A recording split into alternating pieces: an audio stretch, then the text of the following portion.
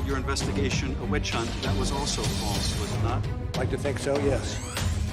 Well, your investigation is not a witch hunt, is it? It is not a witch hunt. Democrats and Republicans are waking up to a brand new political reality after Robert Mueller and his team spent nearly 2 years digging through the evidence, issuing more than 2,800 subpoenas, executing nearly 500 search warrants, and interviewing approximately 500 witnesses. The results are in. On the issue of collusion, Barr says the special counsel did not find that the Trump campaign or anyone associated with it conspired or coordinated with the Russian government in these efforts, despite multiple offers from Russian-affiliated individuals to assist the Trump campaign. Grand jurors in Manhattan setting off a stunning legal earthquake Thursday, voting to indict a former president for the first time in history. Trump is charged with falsifying business records, misdemeanors, which the indictment says become felonies because Trump did so to cover up other crimes. But those other allegedly covered up crimes are not mentioned in the indictment. I mean, the last few weeks have just been a boon for this president, raising upward of $10 million, climbing in the polls as far as the Republican nomination goes. It's a long time, that's right, but everybody else seems crowded out. So for the time being, it's his show. Donald Trump says on Truth Social that he's been indicted.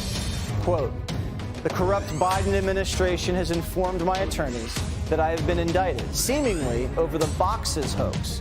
Even though Joe Biden has 1,850 boxes at the University of Delaware, additional boxes in Chinatown, D.C., with even more boxes at the University of Pennsylvania, and documents strewn all over his garage floor where he parks his Corvette, and which is secured by only a garage door that is paper thin and open much of the time." The charges that they're leveling against President Trump are the exact same charges that could be levied against Joe Biden himself and a host of other Democrats, including Hillary Clinton. Today's indictment is related to efforts by Trump to challenge the results of an election he lost. It's a 45-page indictment with 4 felony charges. Let me read them to you, John. Conspiracy to defraud the United States, conspiracy to obstruct an official proceeding, obstruction of and attempting to obstruct an official proceeding, and conspiracy against rights. If that phrase, obstruction of an official proceeding, sounds familiar to you, it's because more than 300 of the January 6th riot defendants have faced that charge. How does this rank against some of the other charges you and I have spoken about? Well, it's far more serious than any of the previous indictments. It really alleges a scheme to undo American democracy and to deny voters the right to elect their president. The problem is the evidence doesn't seem to support those very serious charges. In order to prove the case, the government will have to prove beyond a reasonable doubt that Trump himself actually believed he lost the election fair and square. That's going to be difficult to do. The charge itself is very serious, far more serious than mere possession of classified material, waving a document in front of somebody and bragging that he could have declassified it, and certainly far, far more serious than the absurd New York indictment. There's yet another indictment likely to come in Georgia, but this is probably the most serious indictment with some of the weakest evidence. The Supreme Court has held that under the First Amendment, there's no such thing as a false opinion or a false idea. The answer to false ideas and false opinions is the marketplace of ideas, not criminal indictments. So they will have to prove that he actually believed that he was defrauding the public and the people who he asked to be as serve as. The reason I'm asking you is I'm looking at the trajectory since 2015 when you got into politics, you know, for real, and then won. It started with protests against you, massive protests, organized protests by the left, and then it moved to impeachment twice, and now indictment. I mean, the next stage is violence. Are you worried that they're going to try and kill you? Why wouldn't they try and kill you? But they're counterproductive. So if you chart it out, it's an escalation. Is what I'm saying. So what's next after try to put you in prison for the rest of your life? That's not working. So like, don't they have to kill you now? Are they going to let Trump be president? No, of course. I mean, look, if they protested him, they called him names. He won anyway. They impeached him twice on ridiculous pretenses. They fabricated a lot about what happened on January 6th in order to impeach him again. It didn't work. He came back. Then they indicted him. It didn't work. He became more popular. Then they indicted him 3 more times, and every single time his popularity rose. So if you begin with criticism, then you go to protest, then you go to impeachment, now you go to indictment, and none of them work, what's next? I mean, graph it out, man. We're speeding toward assassination, obviously. Obviously. Welcome to Wednesday Night Live, folks. Good to be here with you, and I want to get into it tonight regarding Tucker's comments, which he doubled down on in 2 separate situations regarding his feeling that assassination is inevitable for Donald Trump. And I have quite a bit of thought on it, so I want to get into that. Before I do, just make sure, if you're watching this, the vast majority of people across the platforms who tune in each week do not subscribe or follow. So if you could just take an effort to do that, you will greatly help my podcast. And on top of that, take a stop by the Patriot Think Tank website, and it's www.thepatriotthinktank.com, and there's a link there to sign the petition for your state regarding the Article 5 convention. As always, throughout this broadcast, if there are questions about an Article 5 convention of states, I will address those questions as soon as I see them. And as you know, I do believe that is the only solution to get us out of the mess that we are in.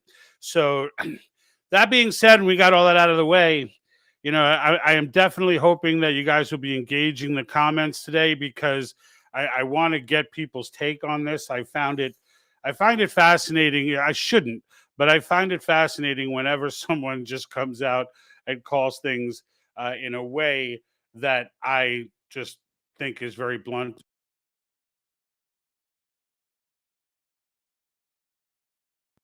Believes. And while I don't always agree with Tucker's deductions about what's coming and what's going to happen in the future, I don't dispel anything he says either, because he does have a solid history of speaking truth with fact. And so for that matter, I always take Tucker seriously. And so let's just see. So we got Steve back off here. Tucker's been off the rails for years. I completely disagree, Steve. I think Tucker was, well, it depends on what you mean by off the rails. So if you mean off the rails, like deviated from the corporate media message, yeah, he's been off for years. If you mean as if he's crazy, I would say absolutely not. And there was a change in Tucker some years back. And I had watched Tucker, not religiously, but I had watched Tucker all the way back to his CNN days on Crossfire with Greta Van Susteren, when he was rocking the bow ties everywhere. And Tucker at that time was pretty much your status quo Republican, talking head. I mean, he was analogous to what Hannity would be today. He would always toe the Republican Party line. He would toe it even when the Republican Party was wrong. And he would just, and to be honest, and to be truthful, if I'm being honest, back in those days, I was kind of toeing the Republican Party line as well. I'd be lying to everyone and myself if I was going to pretend that, I wasn't pretty much, I questioned a lot of things, but nothing like I do now. There was a lot more major issues that I just bought into the narrative on the conservative side than I did question. A perfect example would be the Iraq War. Shamefully, I have to admit that, at the time, I was all in. I was eating the soup. They were feeding it heavy, and I was eating it. I was gunging that stuff down, and so be it, right?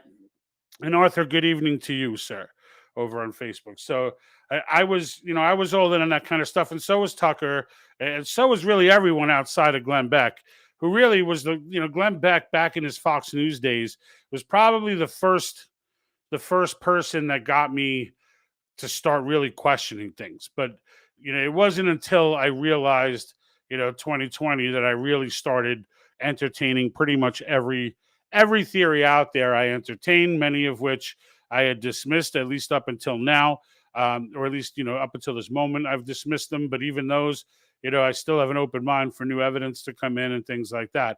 But it really was 2020 that really kicked me in the pants. It was like, what have you been doing?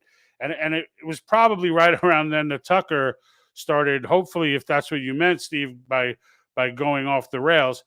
That's about when Tucker started questioning everything too. And he talks about this in interviews that he does on various podcasts and things of that nature about how that whole process went down for him. And now, I mean, look, anything about what's to come, right?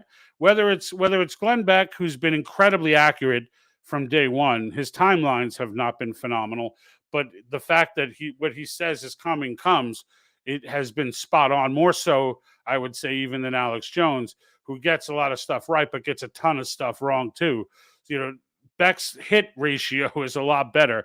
When he goes in and says something, you can almost take it to the bank.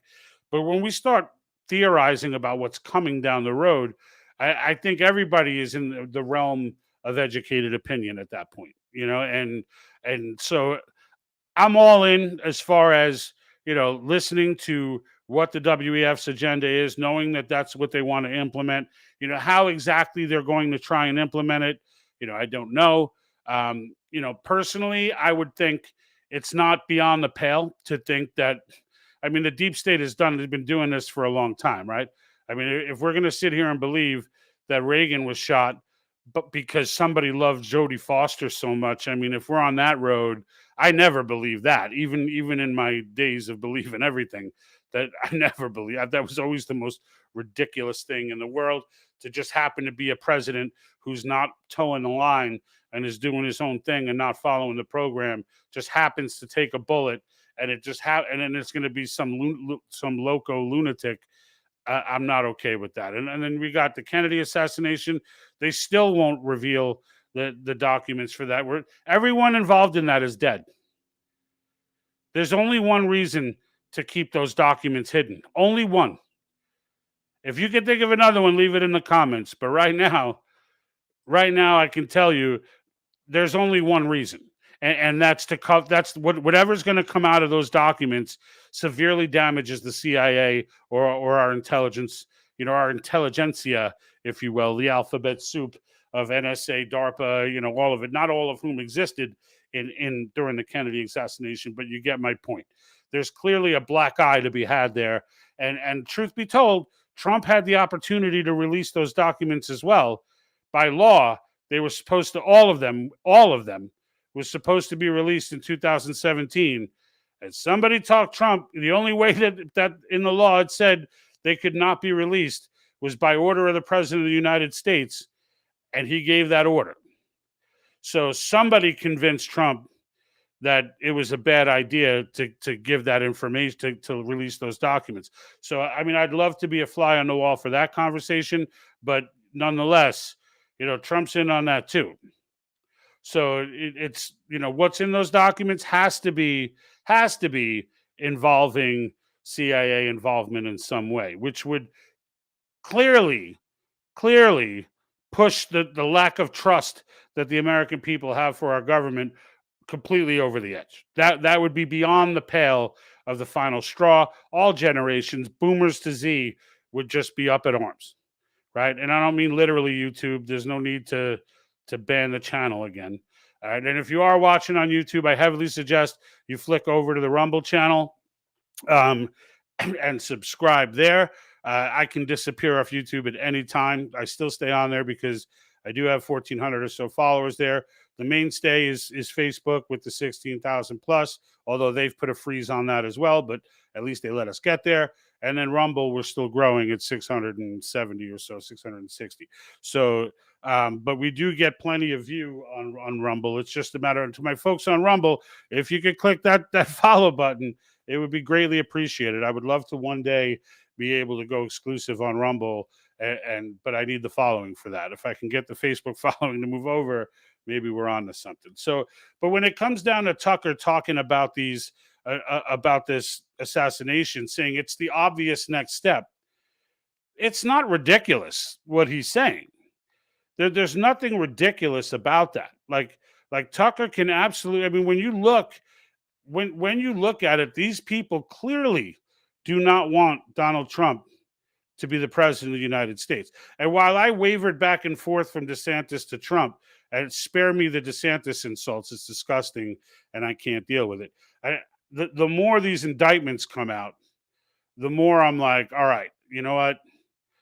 I don't know what's scaring these people so much about this man, because I see him very differently than a lot of people do. I don't think he has a great handle on foreign policy, but I do think that the fact that people don't know what he's going to do and he's unpredictable does shake some foreign leaders up, and it does add that respect element in there, which I think is key for foreign policy. So in that sense, I'm not afraid of a Trump president. I'm going to vote for him.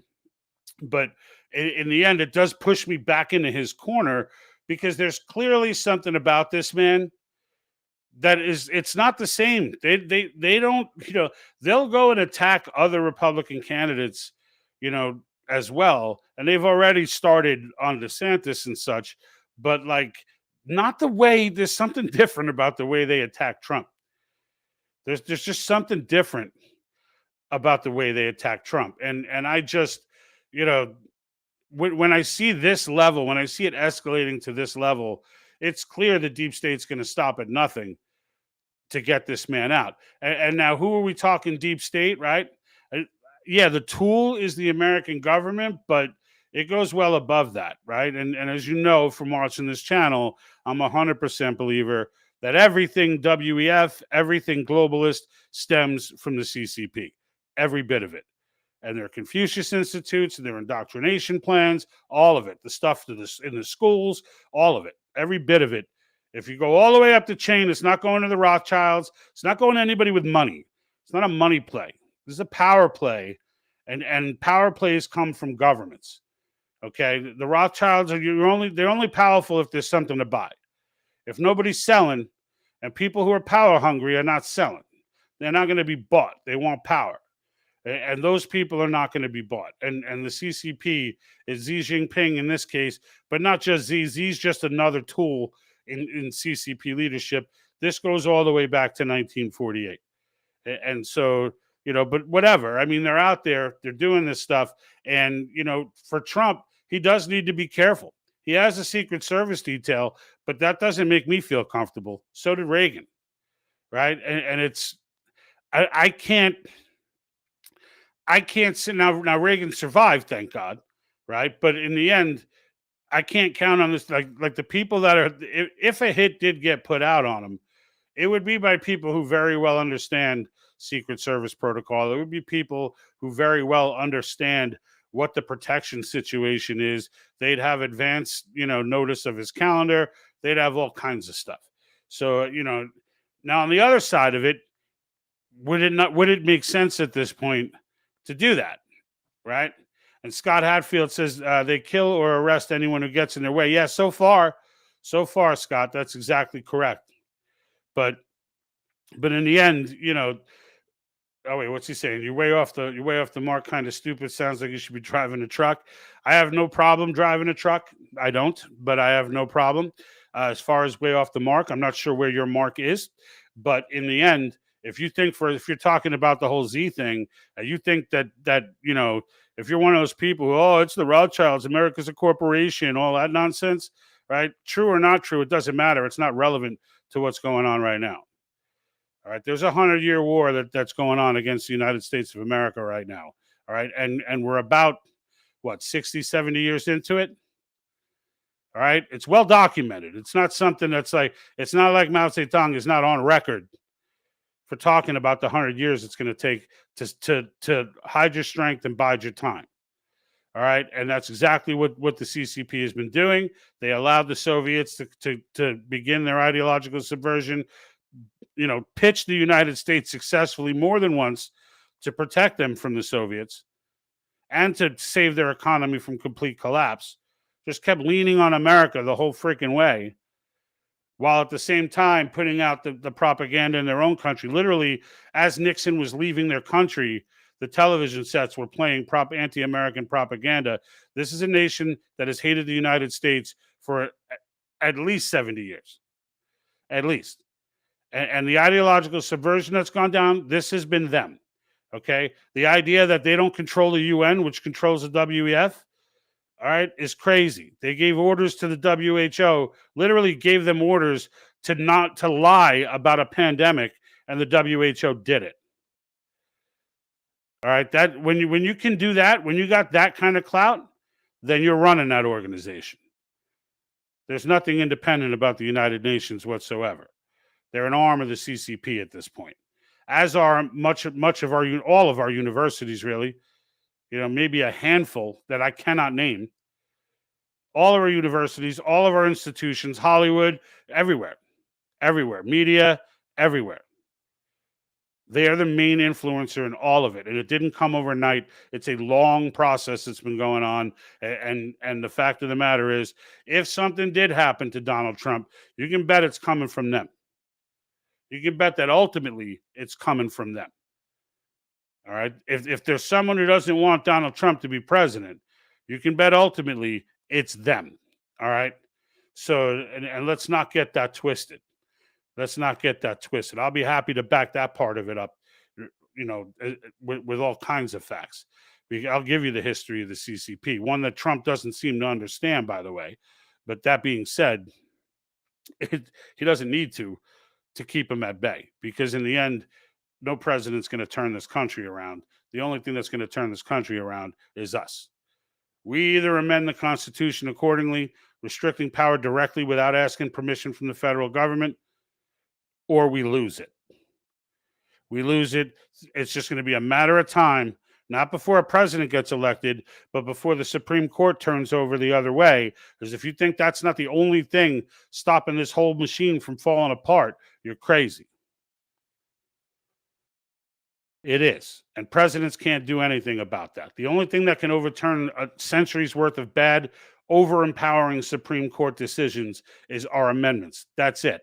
That's the only absolute only legal thing that can be done to overturn precedent. Legislation can't do it. If they try and pass legislation, it'll get shot down as unconstitutional based on precedent, okay? Based on precedent, because this is what they go by. This big puppy right here, right? Not the little pocket one next to it. That big annotated version is what they go by. And that's the one that has all the Supreme Court disasters written into it. All right? And that's just fact. There's only one way to undo bad Supreme Court decisions, and there are many that can be undone in sweeping fashion with term limits, fiscal restraints, and government overreach amendments. And then once it's done, we can start doing border amendments. We can do whatever we want. At that point, we can just flex and say we're going to do it, and the government will behave. But presidents can't do that, right? But back on topic for with respect to Trump. Now, for them to go ahead and do it now, knowing that, like, even if a psycho did it now, even if a legit, like, just Marxist psycho, some rogue Antifa guy who wants to be a superhero tried to do it, it would get blamed on the federal government. Like, at this point, there's no way. If Trump has a natural heart attack at this point, it will get blamed on the federal government. Like, there's no, like, if anything, they need to make sure this man stays as healthy as humanly possible to avoid a complete catastrophe. I don't even know what happens if Trump passes for some reason. But they need to make sure this man stays on his 2 feet. Now, if an attempt ever did get made, that would be the most brazen thing I could ever see happening in this nation. Like, the idea that everyone thinks you were going to do it, and then you did it anyway, would be bravado. But then again, like, to Tucker's point, there's no way they're going to let him become president, according to Tucker. And I agree that they do not want this man as president. But I also, in my head, I think that they would figure out a way to just tame that 4 years, and just deal with the fact that they got to wait 4 more years, to get back on track with their evil than they would to try and assassinate him. I mean, that's my take, right? But I don't know. Maybe you guys think different. Obviously, some of you do. But in the end, that's my take on it. I don't think it's unreasonable to think they would do it, but I don't think they will. I think in the end, 4 years, they've waited this long. And if there's anything that these people have demonstrated, it's immense patience. I mean, immense patience. I mean, when you put a game into play that from the onset of the game, right? Khrushchev was talking about this in his 50s interview, that one day your kids will live under socialism, right? He knew what was going on. He knew that they were, just like Ayn Rand knew it when she first came to the U.S. and wrote Atlas Shrugged. There was evidence of it everywhere. It's just nobody believed it. And then you have McCarthy going off the rails with McCarthyism. And it's like, if he'd have just kept his shirt on and really looked into it without just arresting everybody, we might have gotten somewhere. But he didn't, and he did what he did, and it is what it is. But like, that doesn't change the fact that ideological subversion was well in play. And we know now, we didn't know at the time, but we know now the hippies were not an accident. That was not just some enlightened generation. That was the first groomed class of ideological subversion. And I think Yuri Bezmenov said, Comrade Andropov could not have imagined how successful it would have been. And that, with the rising of the deep state coming up at the same time, the glory of evil that was on its way up the chain, as we just went through our lives barbecuing, living the dream, doing what we do, not realizing that our movies, our music, everything about our society was slowly being overtaken.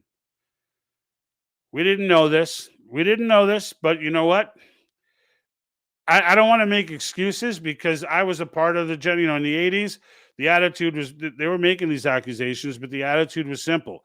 This is America. No way that happens in America. No way would anyone let that happen in America. And they just hid their strength and bided their time. And when the Soviets finally fell in 1990, the CCP was right there to pick up the pieces. Right there.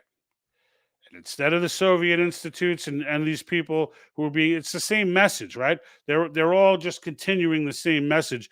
The only question is, what foreign entity is funding it? And there was no difference between the CCP stepping in or the Soviets doing it for all those years. They knew they weren't going to beat us militarily, and that's how they went about it. And then we get a president like Kennedy who wants to do something and step up, and they shoot him. Right? And then you get a Reagan that comes up. And what is he? Reagan, notorious for not listening to his political advisors, notorious with his speech, at the Berlin Wall, like, where they told him over and over, do not say, Mr. Gorbachev, tear down this wall. Yeah, no problem, guys. I won't say it. Goes up there. Turns out to be, and at the time, it wasn't even as big a deal. But as the months progressed, it became legendary that he said that. But those types of people tend to take bullets. And so, does Trump have something to be concerned about? Absolutely. So Kathy, we're Bicky. How are you, Kathy? Welcome aboard. So all you're saying is we've been programmed and manipulated. Yes, we have been. That's exactly what I'm saying, Kathy. It's exactly what I'm saying. And it's not even, look, it's not, Yuri Bezmenov talks about this in his 1984 interview. I even have a shirt that I have in the store. It says Yuri was right. If you watch the Yuri Bezmenov interview, as he explains ideological subversion and what its point was and what its goal was, the entire goal was to just screw with everyone's head to a point where nobody knows right from wrong. Nobody can figure out, nobody can figure out what to do, even in defense of their own country. That everybody gets so scrambled. Now, the hippies were the first, right? It's not their fault. They didn't see it coming, but it came. And they came out as the first, generation of America's wrong, everything's America's fault, America, devil. Anti-establishment, all that. And that just kicked off a chain of generations, one after the other. The 80s were a little more patriotic. It was kind of a pushback against that, which was what Reagan's big wins were. I mean, the guy won 49 states. That may never happen again, right? So there was that pushback politically, but underneath the surface, the youth generations, the punk generations, all that, everybody was still pretty anti-American. There was still a movement at the ground level. Hollywood was still converting, right? They were still putting people into position. I mean, now we've graduated to such a point now, like people sit there and go, I don't understand. How could all of this have happened? And it's not, and because we didn't see it before. But once they came out of the closet and started, 2020 opened a lot of eyes. 2020 opened eyes in the sense of parents looking in the classroom, not realizing that they weren't invited to classrooms for decades. Grammar school, yes, but high school didn't. High school, they didn't invite anybody to high school. My daughter sent me a poster because I educate my own children. I educate my children myself when it comes to American history, civics, etc. And my daughter took a picture of a poster. I don't even know. I might even have it here, but she took a picture of a poster that was just wild. It was, and she took a picture of it because she wanted to ask me whether or not who the guy in the bottom with the beard is. And I don't have that photo with me, but you know what? I can probably pull it up. So it was Fidel Castro, and I hadn't gotten to Fidel Castro yet. And the rest of the image, and I'm going to try and pull it up on I'm going to try and pull it up on the web and then share a screen with you.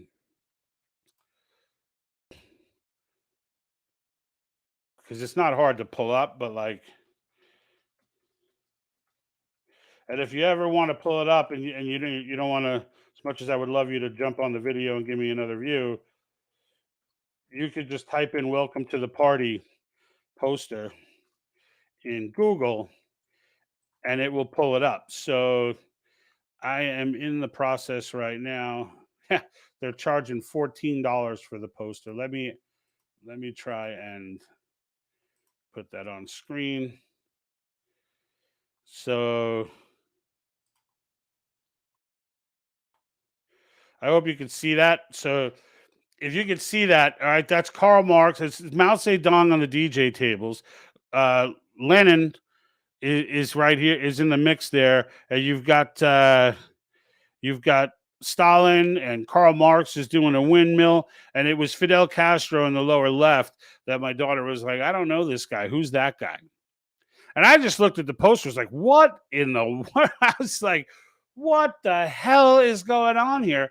But that was just hanging in a high school classroom. Now, I am in Southern California, but I can tell you where I live in Southern California is a conservative area. All right, I live inland. I live in Riverside County. It's not difficult at all to get a concealed carry permit. Everyone's got a gun out here. It's not LA. And it's all young families who have no idea that schools are pumping that kind of garbage. They have no idea. And so, look, the key now, like first you want to understand that it happened, right? That I think is the first part, is to understand that it happened. And then once we understand that, then the question becomes, what do we do? Right? Because we're already in a place where we've lost that war. Like there's not even a battle going on for our, at least our higher education. There suddenly is a battle going on for our high schools and grammar schools, because they've gotten totally twisted in the demoralization process and are now, trying to put children's porn in middle schools, like things that everyone can agree are insane.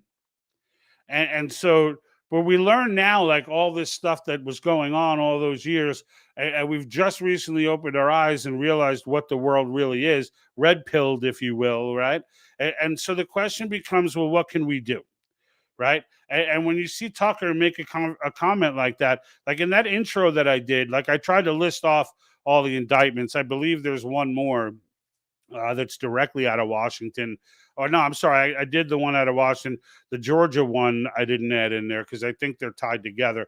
But in the end, you look at all, they've tried impeaching him. They've tried, protesting him. They've tried, like Tucker was saying, right? They've tried to indict him, right? His popularity went up. They tried to indict him 3 more times.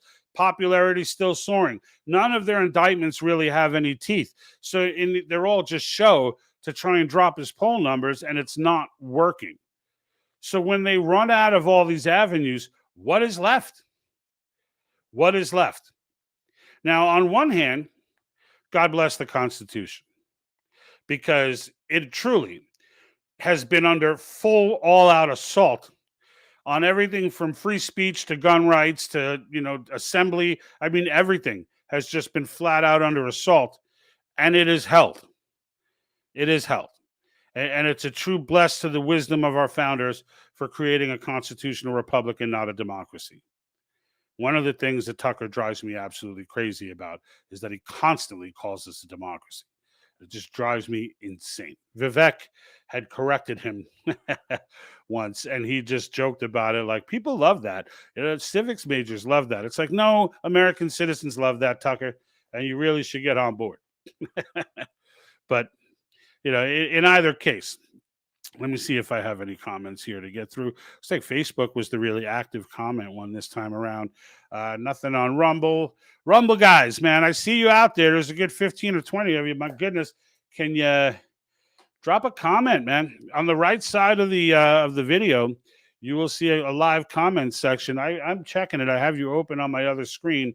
I can't highlight you guys on the screen because Rumble doesn't integrate, but I can talk about you and bring your comment up. And then Facebook, YouTube, and Twitch I can bring up on the screen. So, but anyway, back to the point of that subversion. So yeah, we know that it's happened. We know what we're going through. We know that they're capable of trying to kill a president. It's not beyond the pale. It's not like it's so absurd that that would never. I think honestly right now the American people are at a place where nothing is too absurd.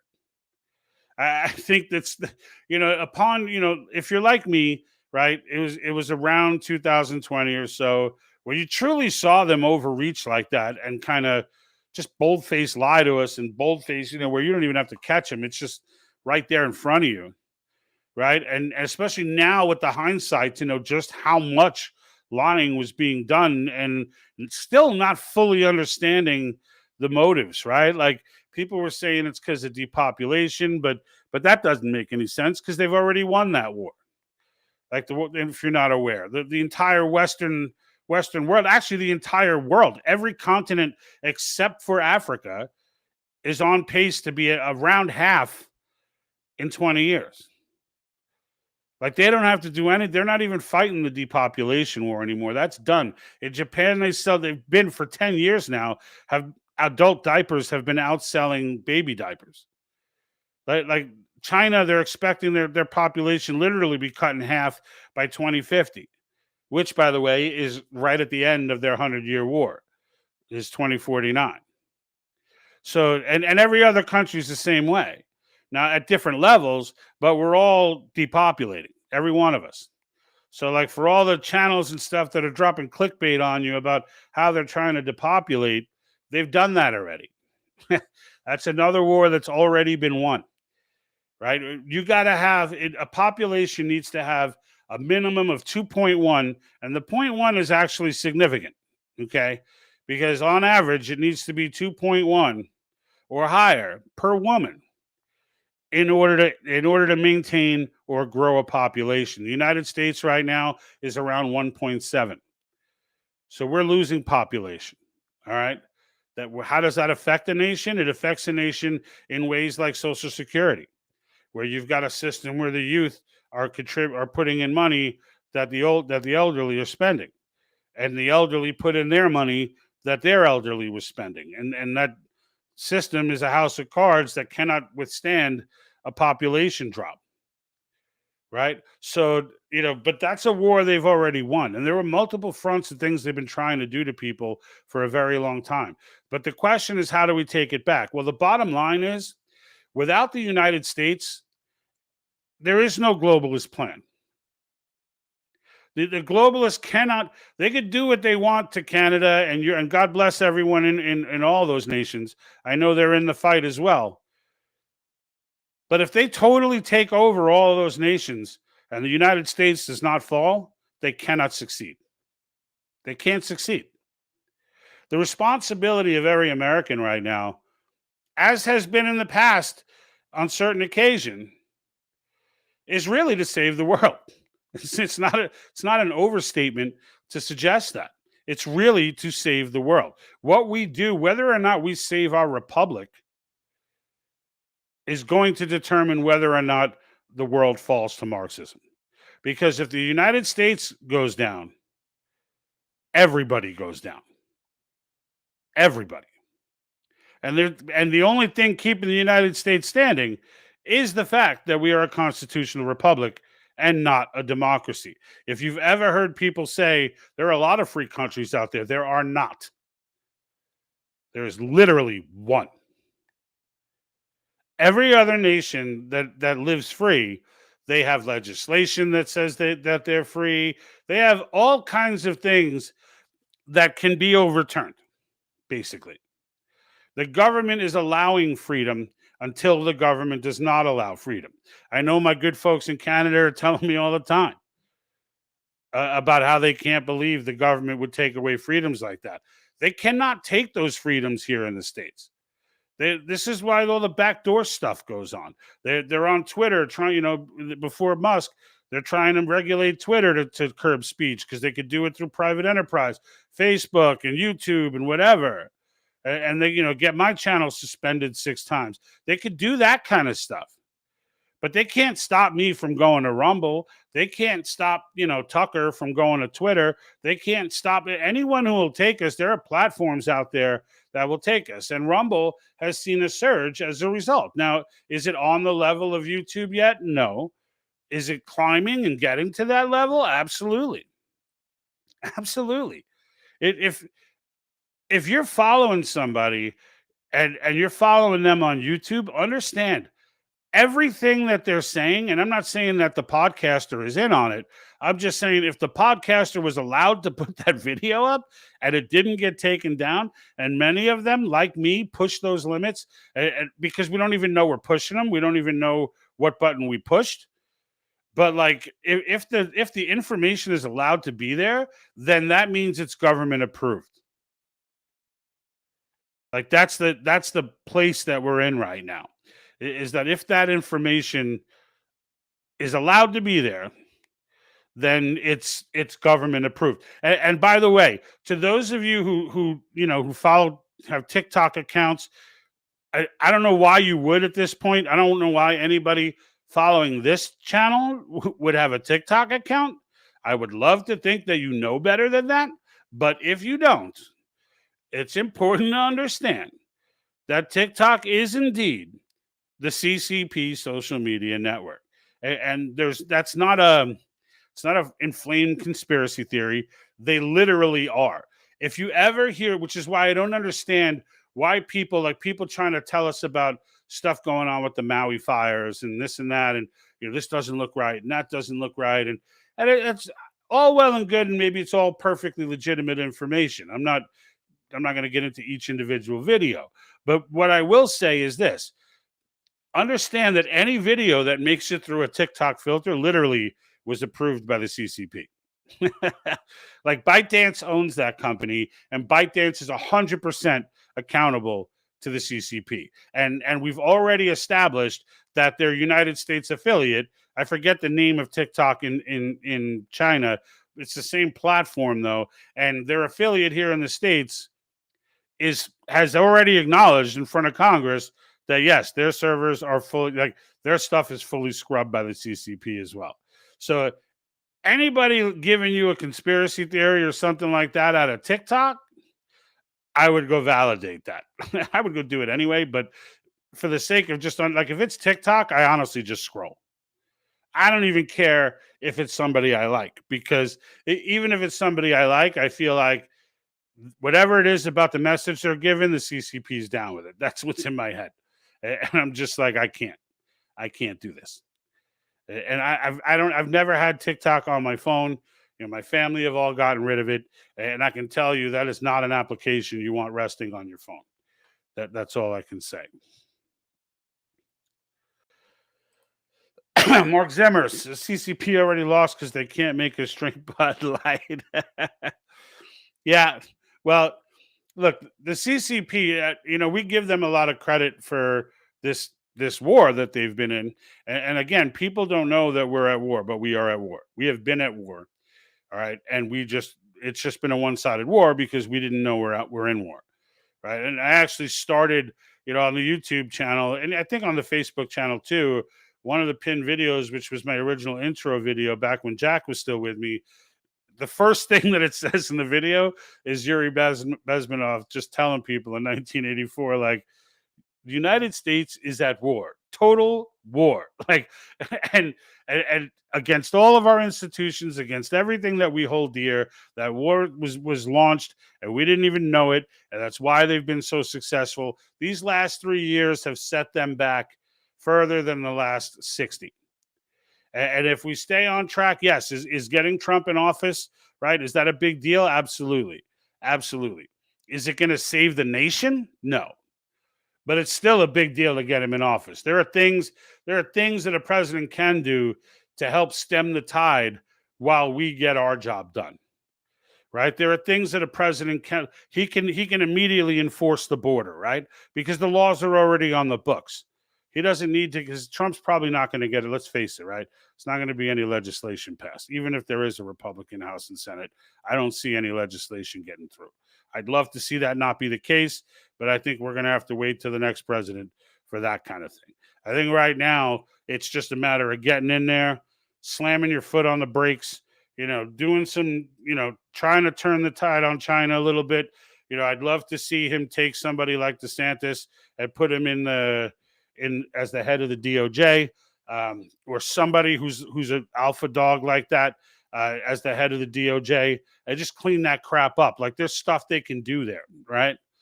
But I hope we can agree. And if we can't, then I will absolutely take time during this broadcast, offline, whatever it takes, to convince you that the real way to get this done is by passing these amendments and by clarifying these court decisions that have given the federal government powers far beyond what the 10th Amendment allows.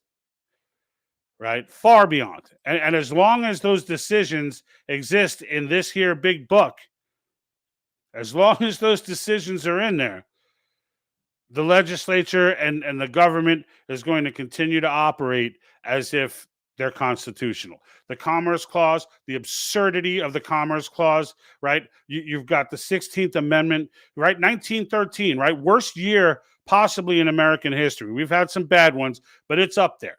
It's up there. And we talk about dark times. I don't know what the hell the population was thinking then, but the fact that we passed in 1913, I believe it was February, we passed the 16th Amendment, which was, the courts had been shooting down forever because the founders absolutely were against in any way, shape, or form an income tax. But you know what? If you can get the right mix of people, you can amend the Constitution, you can do it. And that's what they did. They added income tax. Only a few months later in April, they stripped the power of the Senate to be able to appoint senators. Same year. I mean, what the hell was going on this year? They stripped the power of the Senate to appoint of the state legislatures to appoint senators, and so now people thinking that they won some kind of win, they're electing their senators directly. And when you get your Mitt Romneys and Liz Cheneys out there, nobody could do anything. You just got to sit there and watch them work against your interests for freaking another 5 years. Right? And then to cap it off, December 23rd, 1913, as if the first two are not bad enough, Woodrow Wilson, worst president in American history, hands down, worst president that had his cognition and wits about him. Right? That wasn't completely senile like the coconut doo-doo that's in there now. But worst president in history goes ahead and signs the Fed into existence. There's no way on earth you're convincing me that all of that happening in the same year was a coincidence. And it can all be undone. Even in the current calling of a convention, the topics at hand cover all of that. Fiscal restraints would absolutely allow for the overturn of the 16th Amendment and go back to the consumption tax and tariffs the way it was designed to be. The way it was designed to be. and go back to the original intent that income tax is theft, because it is. Right? The 17th can absolutely be overturned under government overreach. If you don't know what the topics are for the current calling of a convention, it's term limits for all federal officials, not just elected. So if you're of the mind that, like, well, we have term limits, they're called elections. Now, the deep state folks, like that dude with the thing in his ear, who's like just below the director of the CIA, the guy who tells the director of the CIA what his job is when he gets there. Yeah, that guy's not elected. So he gets term limited too. Right? So it's for everybody. Because enough of this service. It's service. It's not a career. Right? And the bottom line is there's term limits. There's fiscal restraints. All right? So think balanced budget amendment. Think overturning the 16th Amendment. They think stuff like that. Right? Now, I don't know what will get ratified and what won't. Right? That's going to be on the will of the state legislatures, which it's our job locally to influence. Right. And this is where I try to bring civics to you folks in the best way that I can, because I could tell you when the realization came to me that civics was replaced with social studies in the 60s. All right. That just think of the term social studies. Right. I guarantee you didn't think of it then. But now think of it in the context of what we know today. Replacing civics with social studies was an absolute attempt to make sure that we don't understand how our country works. Calling it a democracy, even Trump calls it a democracy. That video I did, you should check it out. It's very good. It's very educational. I pointed out, I think the title of the video is "This is not a democracy." And in it, I pointed out a bunch of people who keep calling it a democracy. And I kept buzzing them with the red buzzer. And then I dropped the 1948 video of an extremely articulate explanation of what the difference between a constitutional republic and a democracy is, and why everyone's so comfortable calling it a democracy, because it's by design. It's by design. If you keep calling it a constitutional republic, inevitably somebody's going to say, well, what is this constitutional republic? How does this work? And then, lo and behold, they'll realize our system is not designed to be about presidents. Our system is not designed to be about Congress and Supreme Courts. Our system was designed to be about state legislatures, which is why in the Convention of States process, the only entity that has any authority in the entire process is the state legislatures. That's it. Governors have no say. President has no say, Congress has no say, and the Supreme Court has no say. Just the state legislatures. Why? Because they are the closest to the people. That's why. Because the idea was that you should not have to be watching these elites in these federal chairs and feeling helpless and feeling like there's nothing you can do, when in reality there is something you can do. And the way that it was designed to be done was that you go to your local legislator. And if enough of you go to that person, and trust me, it doesn't take 1 million people.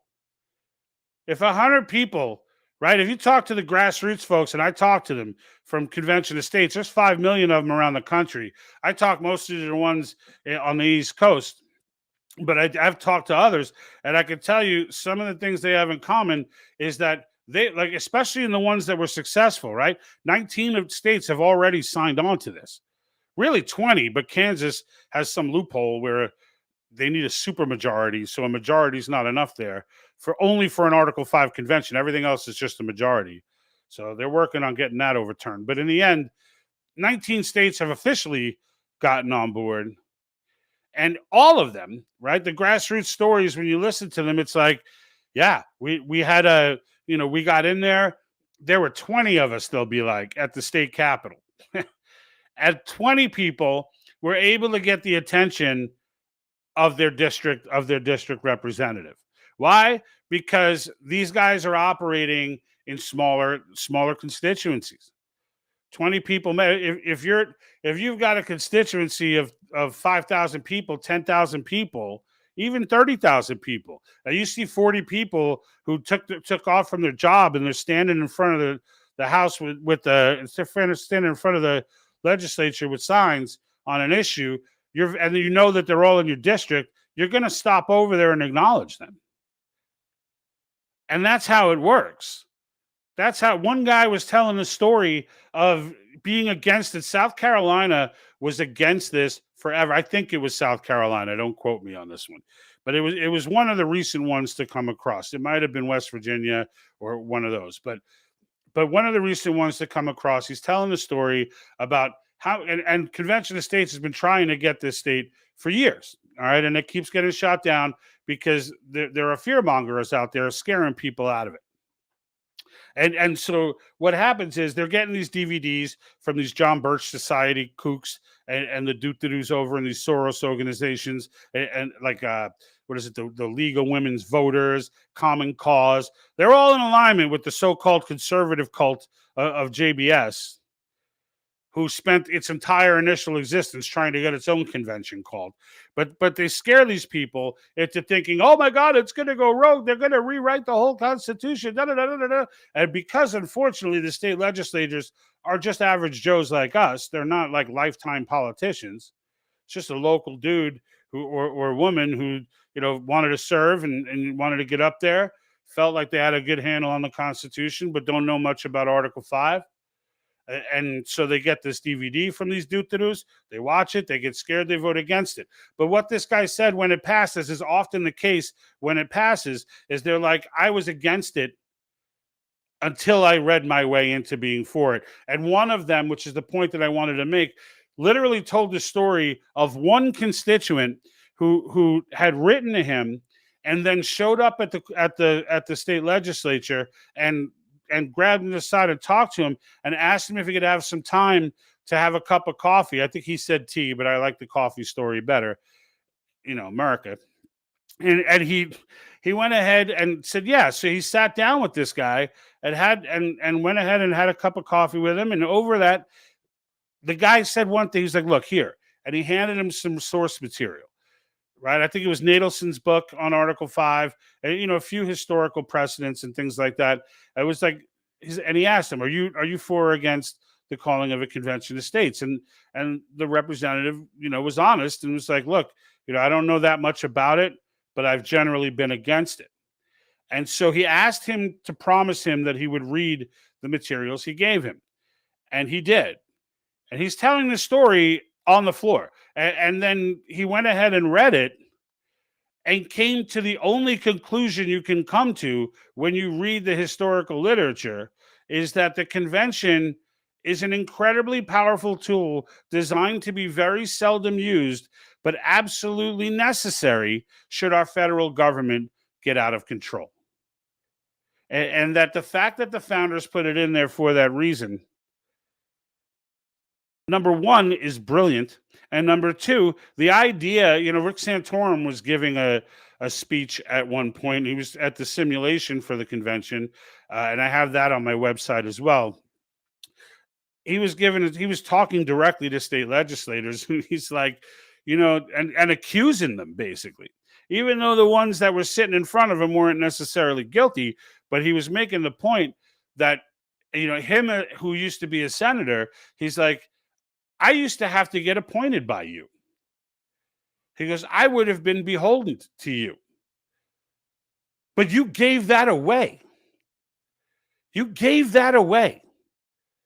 You allowed that power to be taken from you. You didn't even allow it to be taken because it wasn't taken. You gave it away. You, the state legislatures, ratified that amendment. You ratified the 17th Amendment. You willingly gave up your power.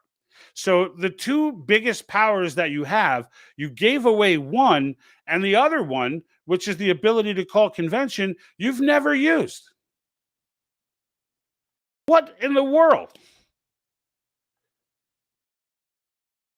When you put it all together, when you realize, when you're trying to do something like taking down a deep state or taking down something like that, the only way to take it down is flexing.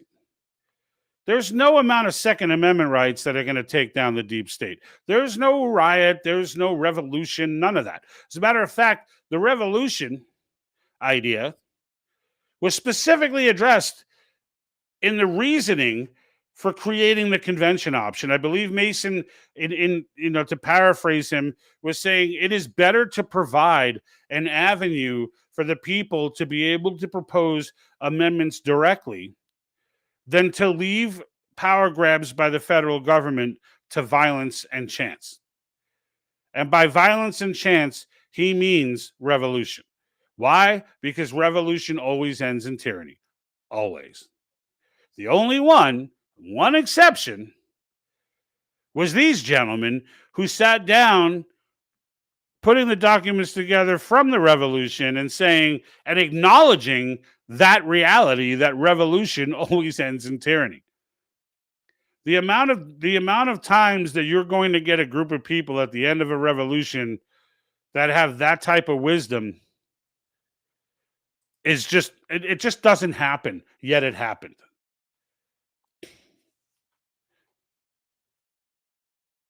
All right, so Bob Dobbs, Subgenius, says it wasn't the only one that didn't end in tyranny. It's the only one that lasted, right? So, and in the end, the reason it lasted is because it was thought out. Because that process, normally after a revolution, all right, let's say almost, maybe there's some small country that had a revolution that I'm not aware of. So, but in the end, the reason that it lasted, the reason that revolutions end in tyranny is because once they're done, you've thrown the baby out with the bathwater. Like the idea here is, and I hear the argument for I was just escaping me right now. Nullification. I hear the argument for nullification all the time. If you're not familiar with nullification is basically, I'll keep it simple, it's just basically the state saying, acknowledging that they're obligated to not follow any unconstitutional laws. And the problem with nullification, although if an Article 5 convention were called, amendments were ratified, and the government decided to go to war instead of, or decided to just, purposefully ignore amendments, which even in the craziest of days, they generally do not. The courts generally, especially if the amendment is clear, the courts generally do not. And the Second Amendment is a perfect example of that. The onslaught that is going on with the Second Amendment and the kick saves and glove saves and shove saves that have been going on by the courts, have been a good example of that. If the amendment is clear, then the courts generally uphold them. But if that were to fail, if it were to all crumble, and the Constitution were pretty much no longer in play, then yes, we can go back to the Declaration of Independence. But that wasn't an executable document in the way that for the United States. It was executable in the sense of the king, but it wasn't a document designed to govern the United States of America.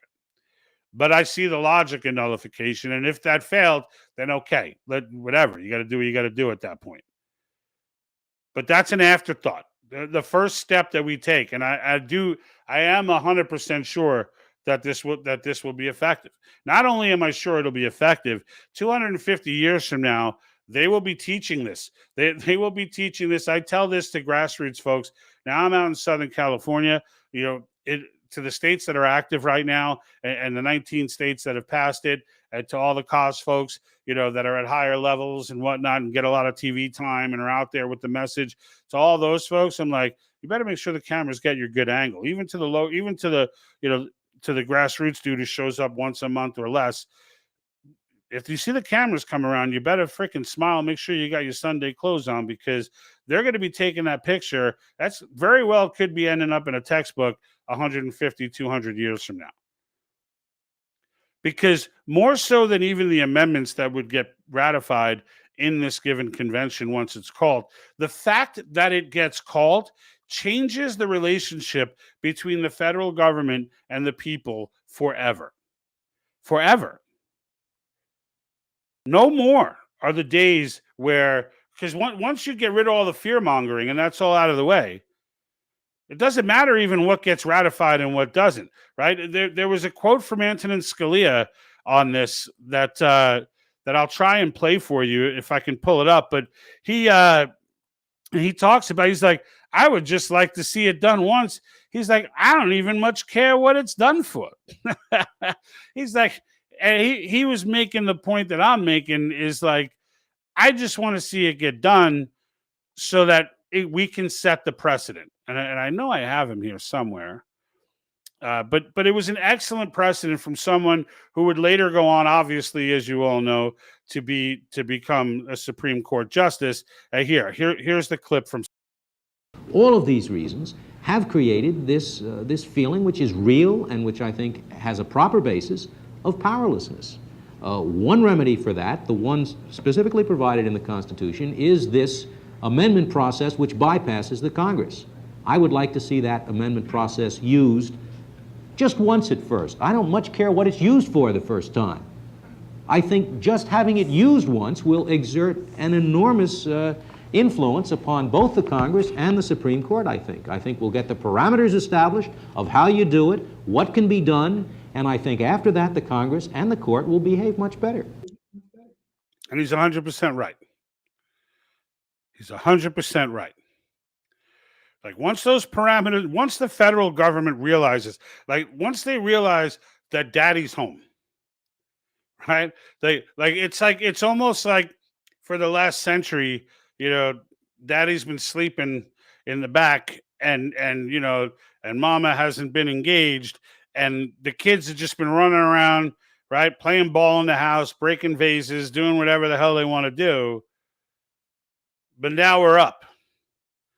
Right now we're awake, and that's the message that gets, and it's time for the spankies to get handed out because they've been a bad boy, right? And they got a spanking coming, and this convention is that spanking. Like when it's over, like it doesn't address certain things, right? It doesn't address the border situation right now. Right? It'll address education because government overreach will allow us to shut down the Board of Education altogether or the Department of Education altogether and bring that strictly back to the states. Right? So it'll allow us to address a lot of stuff. But there are things that it misses, like the border. But you know what? Like, let's get Trump in there, right? Or even DeSantis for that matter. Like, both of them are going to secure the border. So let's get a president in there to secure the border. And then once, hold that down, right? You hold down that front and let us take care of the other fronts. And then, if a president comes in later who wants to open the border back up again, now we have muscle. Now we can turn around and be like, wait a minute. I'm pretty sure we already addressed this border issue. So if you guys are going to be derelict in your duty, because it is the federal government's responsibility to handle the border. But if you need us to change that because you're not going to do it, well, then the American experiment continues and we learn another lesson and we go ahead and start calling states and signing petitions. Because once those petitions start getting signed, we don't have to call that convention. We'll get halfway there and the government will secure the border. Because if there's anything that federal officials cannot stand, it's being spanked and having their power taken from them. Right? So it doesn't have to become, we just keep amending the Constitution over and over. But it can be, but it doesn't have to be. Because once you do it once, the threat alone, if they know you're serious, they're going to act. And wouldn't it be nice? Wouldn't it be nice to be able, as the people, to be able to go ahead and threaten the federal government?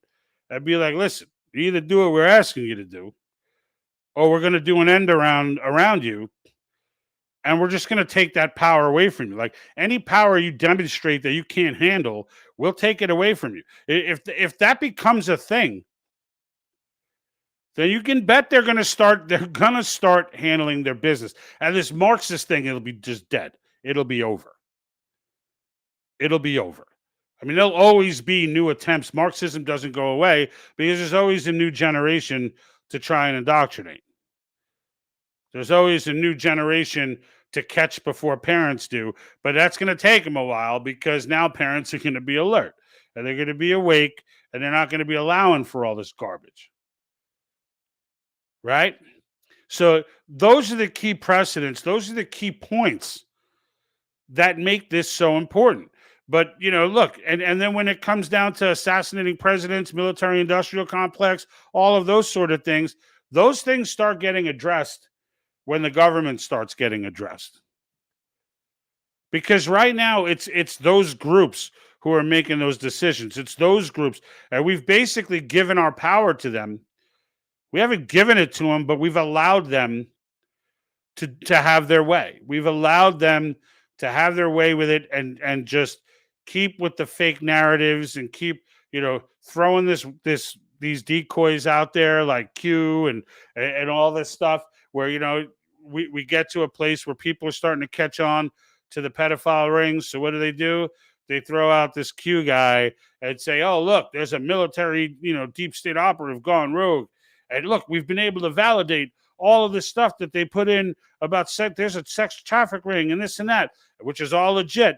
But then they go ahead and start putting in stuff that's off the rails, so that because now you've already gone and validated all these things, and you start thinking, well, hold on, this Q guy is legit. I'm going to keep going. And then you follow it down all those other rabbit holes. Then they go ahead and drop the stuff saying, oh, it's all that's bullshit.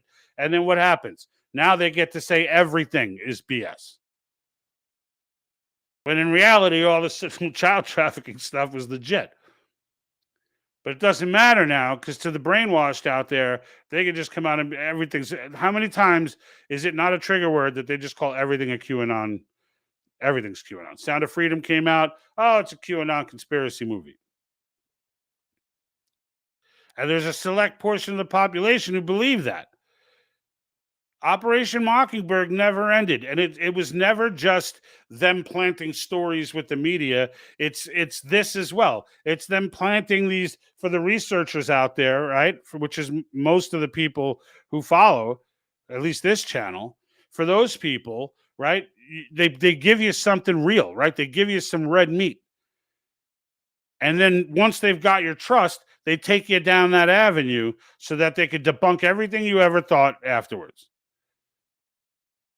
And it's up to us to be careful about what's true and what's not true, right? I don't know if you guys saw that one, when Q first came out, I was watching, because I'm open to it, right? And I'm watching this video. And I'm as I got my laptop open, and as they're making claims, I'm trying to, pull up the stuff that they're claiming and see if it was legit. 99% of the stuff that this video said when it came to the child sex trafficking was verifiable, right down to the symbols used for foster care homes and things like that. Like at that time, and I wasn't smart enough then to start, screen saving all those websites for these foster care homes using these pedophilia symbols. But like, it kept going down. I'm like, wow, this is legit. This is legit. And then at one point, I don't know if you saw the same video, they start going off the rails with like JFK Jr. is coming back from the future. And I was just like, oh, geez. I'm like, what in the world is going on here? And obviously, I had to back off of it and be like, all right. That was my first era of skepticism when it came to that. But it didn't make me not believe the stuff I verified before, right? So, and that's, I think, where, I only use Q as the example because it's the most recent. But they'll do this stuff all the time. But in order to get them out of control, we have to be in control of the government, and it needs to be clear, and the ability to be able to take power from it whenever we want. You can't have a bigger power than that. There's no bigger muscle to flex. If we go ahead and we call this convention and we come out of it, I guarantee not everything we want is going to get ratified. But I know a lot of stuff will. At least some key items will.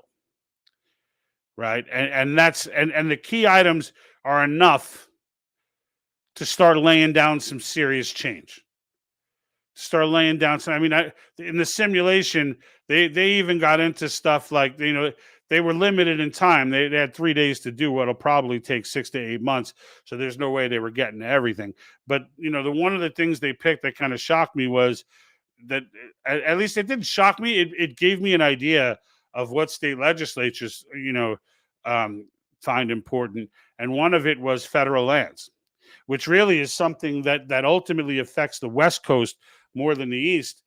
But they were all on board with the idea that the federal government needs to give up its lands and to the states. So things like that, those are power grabs from us to them, not the other way around. Right? Those are power grabs from us to them, and those are the types of power grabs, that we need to take. So let me go back and see what we got. I know Baba Daba Subga, whatever. Sorry, man, too much going on there on Twitch. Has got a litany of comments here. I'm going to try and pick one or two that I can. All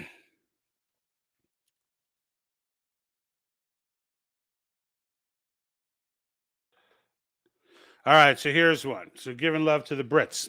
So how long has the British monarchy transitioned without revolution? A lot more than 247 years. Yes, but they've been totalitarian for the absolute majority of that. So kings succeeding to their princes is not on the table. We are the first nation of our kind. We are still an experiment ongoing, and the whole point is that we are not kings, with genetic secession, and that's kind of the point. So as far as republics go, all right, we are the oldest in the world. Period. The Constitution today is the longest lasting document of its kind. Okay, whether or not the king still gave to the prince, that's not it's not relevant, because that's not freedom. That's not freedom. And whether the king was a good king or a bad king, maybe he was a Disney king and he was a nice guy, doesn't matter.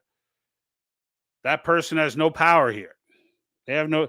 I still don't understand the king situation in Britain. I don't know why they even still deal with that, but it's because I'm from the U.S. and I have no perspective on that, so I'm not going to judge. It's just it would never ever happen here, ever.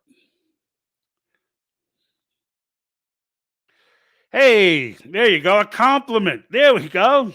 Well, I appreciate that. I'm going to cut it to Bob. All right. I appreciate that, Bob.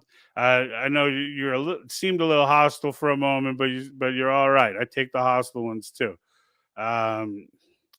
Let's see. We got Mark Zimmer over on Facebook. Some people say Justice Scalia was murdered, and where's the autopsy at? You know what, man? I felt that in my gut, right? Just like when Osama bin Laden, when they said they threw him off the bomb, I'm like, get the hell out of here. There's no way you threw Osama bin Laden out to sea. Like, there's just no way to. Same thing with Scalia. When he died, I was like, well, that's convenient. And I don't know, though, right? I don't know. So, stuff like that. Look, the bottom line is, right, there's so much corruption going on, and we know it, right? And it's not just in the U.S. This is a global thing, right? It's a global thing. And in the end, the good people over across the pond in England and France and Australia, Canada, right, New Zealand, right, all these places, they all know, right, just like we know, right. They're getting their heavy dose of propaganda the same way we're getting our heavy dose, and it's like, and they're trying to sift through it and get to the bottom of what's really going on as well. But you know what? I talk about a lot of these things. I think it's important to know the problem, but at the same time, I'm like, there's an element where the problems, they're just noise at this point.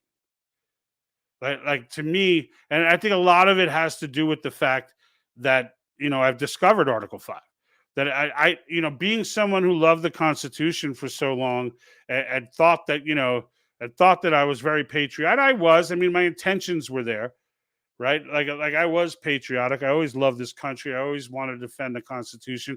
I'll always side, with God, country, God, family, country. Right, like that was always my mindset. But understanding civics the way that I do now and what the original intent was is far different than anything that I learned in academia. It's far different, with the exception of one class, senior year of college. I had a history of American government professor. I think he was a gay guy, actually. I don't know. But that's the thing. The cool thing about this guy, you didn't know anything about him. I didn't know where he was politically. I didn't know where he was, whether he was gay or straight. He was like it was like Pat from Saturday Night Live. But he taught history of American government in a way that lit a fire under me.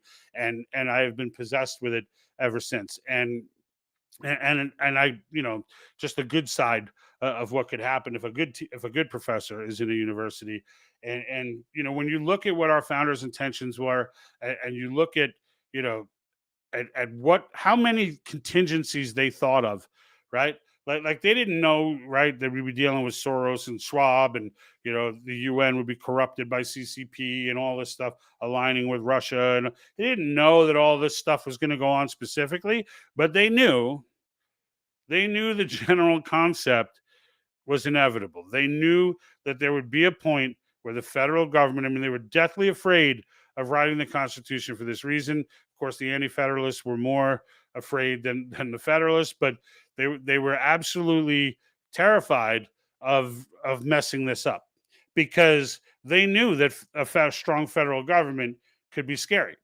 and that eventually, right, and George Mason gets credit for this, Patrick Henry as well, that these were, in doing this, there need to be every safeguard in the world to deal with an out-of-control federal government. And the stipulations that they put in, right? First one was they didn't, the senators were appointed by the legislatures. So if you didn't like your senator or how he was performing, you go down to your local legislator and you let him know. And if enough people let him know, they pull that guy, right? The founders couldn't have known that that our legislatures were going to give that power back, right? But then, even with that contingency in there, they still put in the second clause, Article 5, saying, look, the Congress cannot be the only one that proposes amendments. That makes no sense. And sure enough, it was one of the few things that gets through with no debate. Once Mason made the case for that, it was just like, you're right, let's do it. And they added it in. And it's never been used before. It's been attempted. Some people argue that the Bill of Rights was essentially put in because of a convention, but it was the threat of a convention as opposed to an actual convention. But that's exactly how it went down. It was just like, you know what, we're going to make this really freaking messy if you don't add a Bill of Rights in here. And so rather than let it get messy, all right, add that Bill of Rights in it. Because Hamilton and Madison, they felt they had put in enough safeguards that it wasn't necessary to put in a Bill of Rights, that was assumed. But the anti-federalists were like, no, hell no, we assume nothing. And let me tell you right now, who was right? Who was right? Because when you look at the final stop for our protections, it always comes down to the Bill of Rights.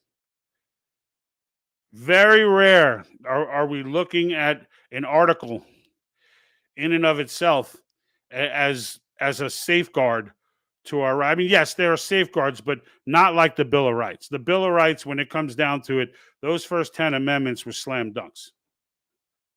And thank God for it, right? Now, the courts, right, with this little monstrosity, where is it? Right here? This little monstrosity, this way. This annotated version of the Constitution that has all the court decisions in it. It's those court decisions that I argued to you that have given the government its power. It's when people say the government doesn't follow the Constitution now, my question is always, which one? Because I'm shocked at how many people, I'm not shocked because I didn't know either until I knew, right? Until someone showed it to me. I didn't even know that this monstrosity existed, but it does. It does. And when you read Supreme Court opinions, what you get out of it a lot of times, all right, the only exception right now on the bench is Gorsuch and Thomas, sometimes Alito. But when you look at Barrett and Kavanaugh, they look to that big one. They look for precedent. They look for, like you won't see that Gorsuch goes beyond precedent. Gorsuch sat there, and I'll tell you this, I read his mandate opinion, and whereas Amy Barrett and Kavanaugh, in their opinions, they were basically making the case that vaccine mandates were not constitutional because the Congress had never given explicitly that power to OSHA. It was only Gorsuch who wrote the opinion that said, I don't care if Congress did give that power to OSHA. Congress doesn't have the authority to give that power to OSHA. That's a rare bird. That's an old school judge who's living to the Constitution correctly, right? Just because they're conservative doesn't mean that they get it. And you can see that Kavanaugh and Barrett did not. If Congress would have written something in there saying, all right, you're good to, manage vaccine laws and stuff, they would have probably let that mandate go. And that's where we come in, folks, right? That's where we come in. Even if it's not intentional that the Supreme Court makes a bad decision, if it's something that impacts the people in a way, and really what we're doing here with this first convention is really just addressing a century's worth of BS. It's like death by 1,000 cuts, right? No one really felt it coming. No one really felt it until you're bleeding out. And then you're like, oh my God, how did this happen? So there's a lot of correction that's going to get done on this first one. But after that, really, it's just about flexing. We probably won't need to call another one, at least not until, the Marxists find some way 100 years from now, 150 years from now to sell it to another. Once we get adult generations who have gotten comfortable and, you give them that time, they get comfortable, they forget the lessons of the past. The Marxists aren't going to go away. The devil doesn't go away. So they'll be there to try and indoctrinate those kids. But until then, we'll buy ourselves a century or two of legit full-blown liberty for everyone. And we can stop with the identity politics. We can stop with everyone being in a box. We can stop pretending that 5 out of 10 kids are transgender. We can stop not being able to answer the question of what is a woman. Like all the quacky doo-doo stuff that's been going on, that's all gone. Like anything that's not common sense to parents is gone. Because everything will be run locally, how it should be. You got a beef, you take it to your local legislature. That's how it should be. And if your town or your locality is at odds with the state, your locality does what you want them to do. The same way, if the state is at odds with the federal government, that state's going to go ahead and do what that state wants to do. That's the way that this nation was set. The only reason the federal government exists is because we needed to do certain things as a nation, right? We needed a military, right? So we needed a military that was strong enough to protect the entire nation, right? Not 50 individual militaries, right? Those are things. Trade, right? International trade. Which I question whether that's even necessary. But it is, because you want to have one representative dealing with another nation, not 50 individuals, right? So there's elements like that the federal government is necessary. But the responsibilities given to the federal government are very few. They're very few. There is no need for the amount of money that the federal government consumes. There's no need for it. They argue for regulatory agencies because they're like, well, there's just too much on our plate. Well, fine. Because when we're done with this convention, we're going to take a lot of that off your plate. And you won't need these regulatory agencies. Well, you won't have them because we're going to shut them down. Yes, we still care about workplace safety here in Alabama or Indiana or Texas or California. We still care about it. And we're going to handle that. We don't need you for that. Yes, we still care about the environment. But we're not okay with organizations harassing and stealing property from our citizens. We'll handle that. That's a great effort with education. But you know what? We're going to let the parents make the decisions. So you could shut that Department of Education down, right? We don't need you, federal government, to be involved in all of these things. And this is where the importance of it comes in. And there's one way, folks, to flex and flex hard. Flex hard. Not waiting for an election. We're not waiting for anything. The only thing we're waiting for right now is for the American people, to get that education up, right? You can start that journey on my website at thepatriotthinktank.com.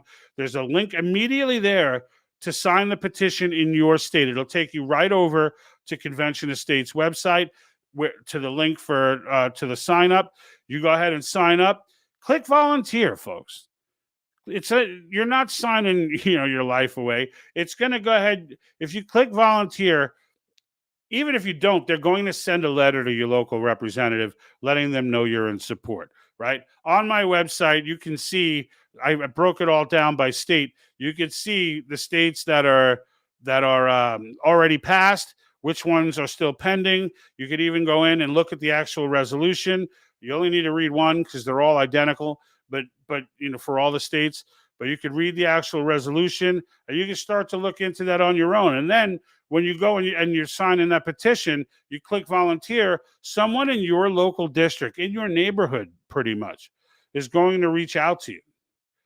And they're going to let you know what they need in that district. And it could be anything from, hey, you know what, we could really use some help editing videos, or, hey, you know what, we could really, here's where we're at. We got a rally going on, here's our representative, right? And here's, we got a meeting. We want to go talk to him. He's going to come down, or whatever it may be. They'll let you know what's going in on their district.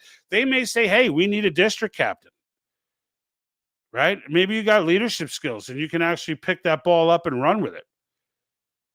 I mean, even if they don't need a district, everybody needs leadership. So I can guarantee you, whatever district you're in, that district captain there will need help with leadership. There's no doubt about that. Everybody needs help with leadership, right? All right, let me get quick to here and just try and go through some of these comments. All right, so you think the ones indoctrinated by Trump will pass that on to their kids?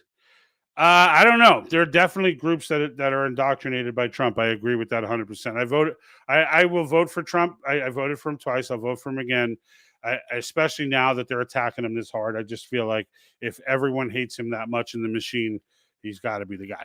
But that being said, there are Trump supporters who are off the rails, who just don't acknowledge.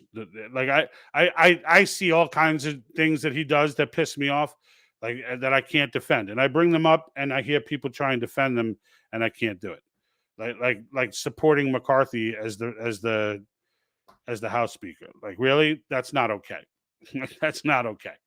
Like, he literally was the guy. The reason there were only 4 Freedom Caucus members, because the rest of the do-to-dos, like Marjorie Taylor Greene and the rest of his minions, were all told to stand down, and they did, like good little puppets. And so stuff like that pisses me off. But in the end, I think the man's better for the country than not. But yes, do I think that when you say indoctrinate, I don't know if it's to the level of indoctrination, but they will definitely be teaching their kids. They will definitely be teaching their kids Trump was the man. You can bet on that. All right, we got Randy Lobsinger over on Facebook. As Trump keeps beating these baseless charges, the loonies' plans get more sinister. They've already had the lottery to see who gets to create an accident. I didn't see that. I don't know what that was all about. But they could raise millions selling raffle tickets to their angry and vindictive TDS sufferers. Yeah, look, I just got done talking about Trump supporters who are kind of doo-doo off the rail a little bit, not wanting to acknowledge his faults and stuff. But yeah, they're not as bad as the Trump derangement syndrome people. Like those people, like that, I don't know. But I do think both of them are mass formated. I think both that sect of the Trump supporter, right? And it's not all Trump supporters by far, but there's that group, and I think everybody has come across at least some, where there's just nothing you could tell this person that will make them ever say anything negative about Donald Trump ever. And I can't sign on to that camp. So, it is what it is.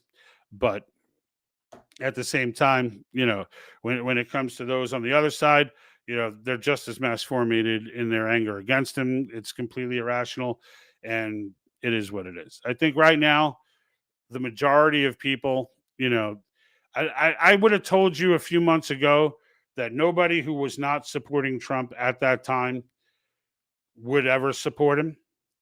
However, in light of these indictments and the more that they're kind of wearing it on their sleeve, and I honestly, there's no evidence of it. These aren't even like real indictments. It's like crazy, this garbage that they're throwing at the wall. And I can't help but think people are seeing this and being like, all right, this ain't right. Like something's wrong here. Like clearly this is smearing. And clearly you guys don't want this man to be president. And it's more about that than it is about, acting like there was some kind of election interference or it's nuts. It's nuts. So is what it is. Mike Arnold, there he is. There we go with our cause, folks. Just got home from Bible study. What did I miss? Quite a bit. I was talking about the Tucker comments, and I kind of led that in with the ticker. The Tucker comments about assassination being kind of the next natural step for the deep state against Trump, whether or not it was valid or not. And I think it was a valid thing to say, but I ended up falling on the side of I don't think that they would do that because it would be too obvious. But then again, there are some things they do that are obvious, and it just looks like they just don't care anymore.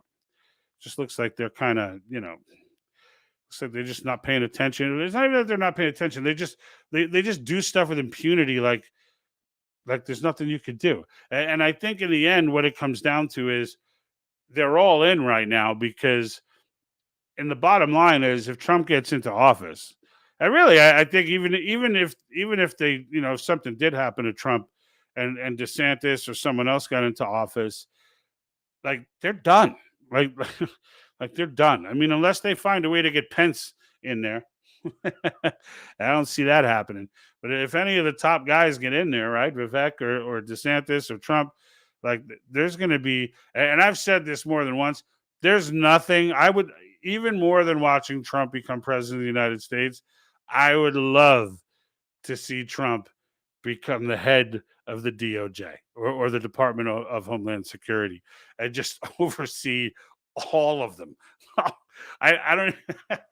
I mean, the amount of entertainment that I almost, there's a part of me that feels like Trump could even get more done in that venue than he could as president. Like there's just, there's just an element of that. Trump being the head of all the alphabet soup, dude, right? CIA, NSA, like all of it. Like he would have full, I mean, as president, I guess you have that access too, but it's just being in that seat when the second in command guy comes in and tries to walk you through your job, right? And try and give you that coaching lesson of like how you're supposed to behave and what you're supposed to do.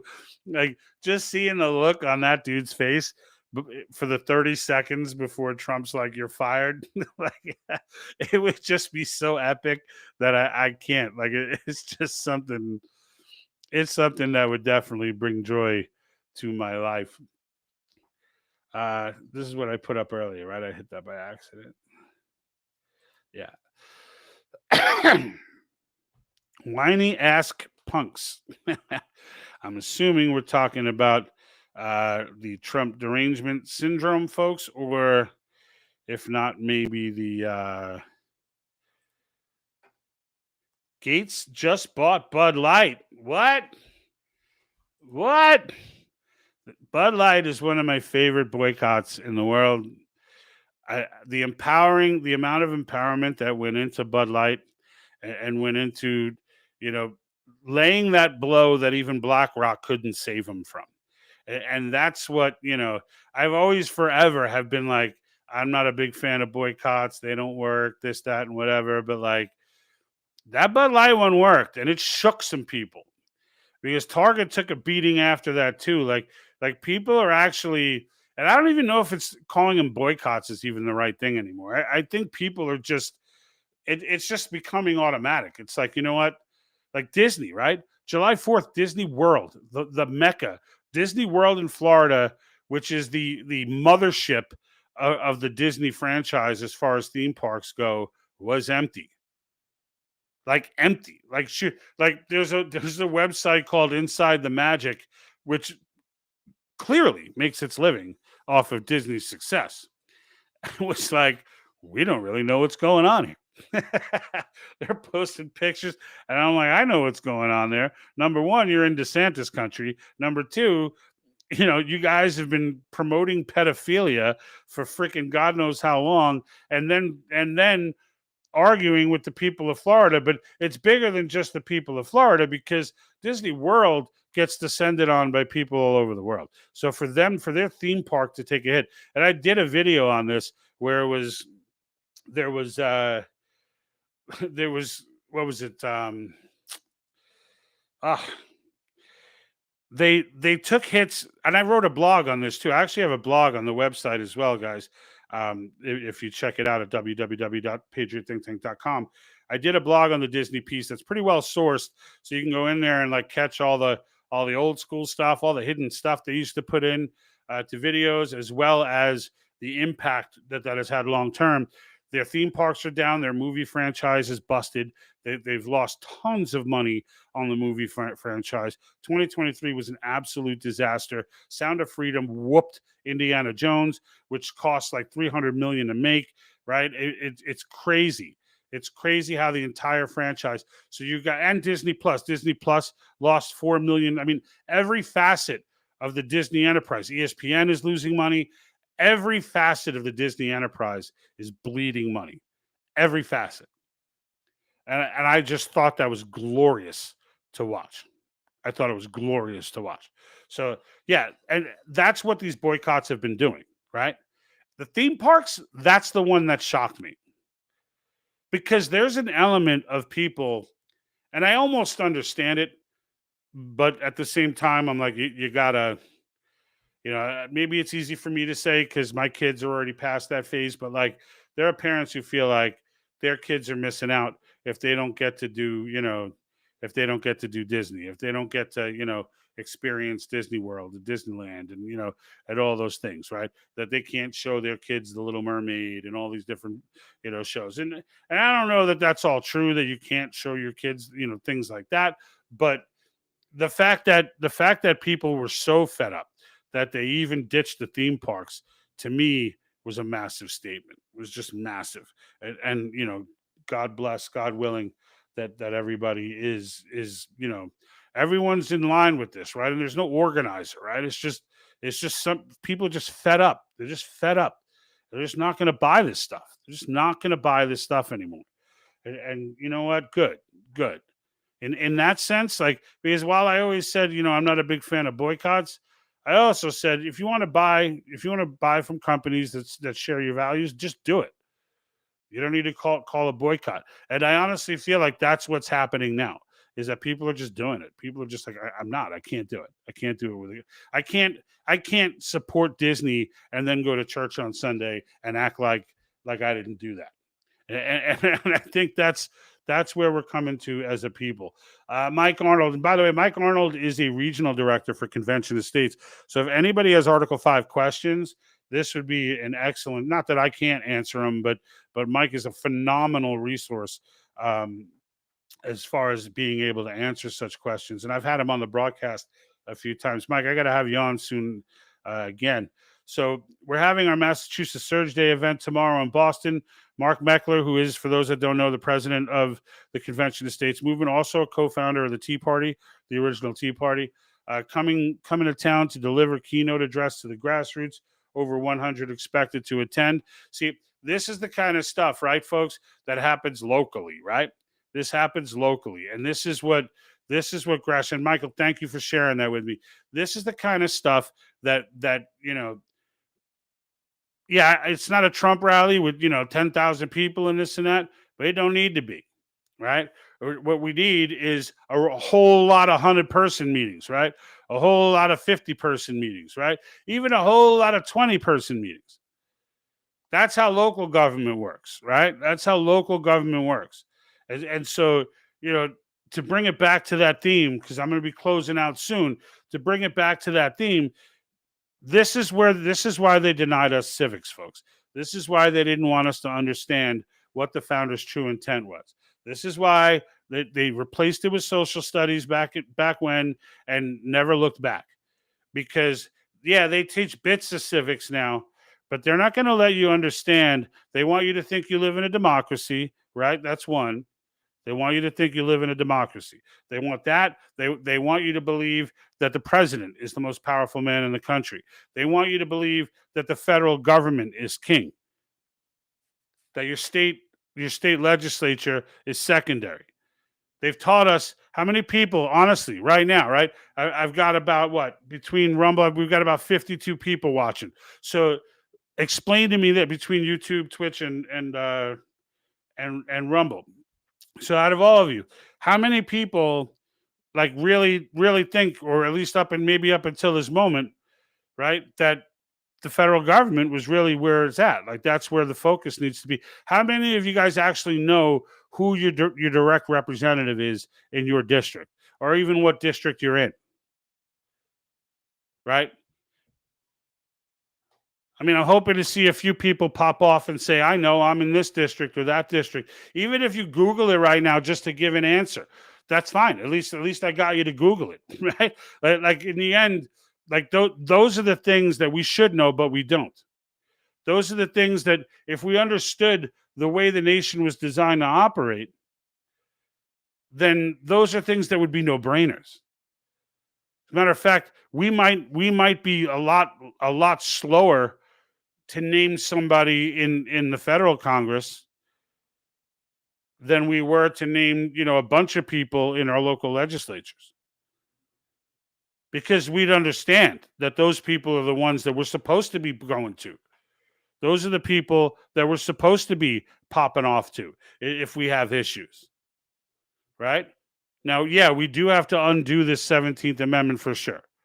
That was, again, I don't know what you guys earlier on, for those that have jumped on now, I went through the worst year in American history, in my opinion, at least constitutionally, and that was 1913.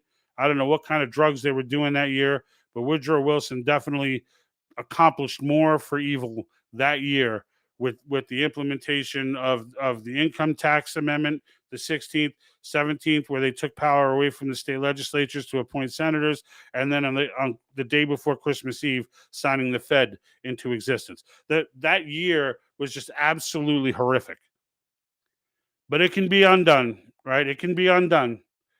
The same way they had the recipe that particular year, and they knew it, which is why they went after as much as they did, because they knew that they were able to get stuff done on the side of evil.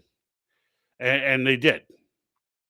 And they know it's not easy to overturn, so that here we are. We're still living with it.